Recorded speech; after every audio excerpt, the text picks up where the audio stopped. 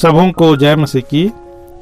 भाई बख्त सिंह की सेवकाई तथा उनके द्वारा लिखित ईश्वरीय भेदों का प्रकाश, जनवरी 6।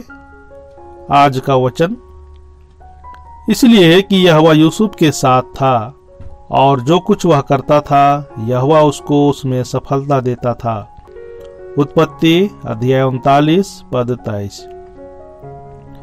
परमेश्वर यूसुफ को ईश्वरीय ज्ञान देने के लिए उसे मिस्र में ले गया। वहां पोतीपर ने देखा कि परमेश्वर उसके संग रहता है।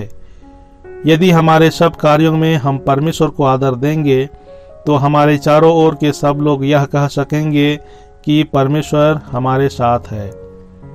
हमसे अनजाने ही परमेश्वर आश्चर्यजनक रीति से हमारे अधिकारियों की दृष्टि में हमें अनुग्रह दिलाता है, चाहे वह पाठशाला, कॉलेज, कारखाना या फिर कोई और स्थान ही क्यों ना हो। यूसुफ परमेश्वर को आदर देना और उस पर भरोसा रखना सीखा था।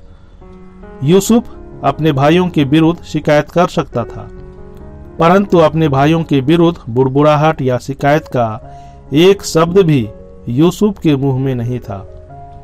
वह जो कुछ करता उसमें और जहां भी रखा जाता था वहां पर वह परमेश्वर को आदर देना चाहता था।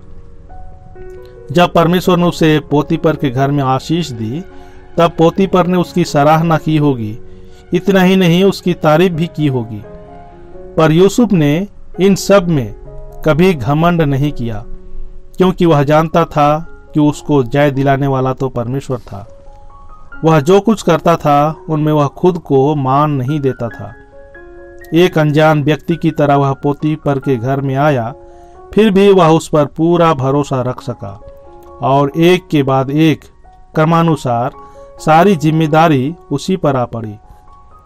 हमारे परिश्रम में हम सचमुच परमेश्वर को आदर देंगे तो हमारे साथ काम करने वाले लोग यह स्वीकार करेंगे कि परमेश्वर हमारे साथ है।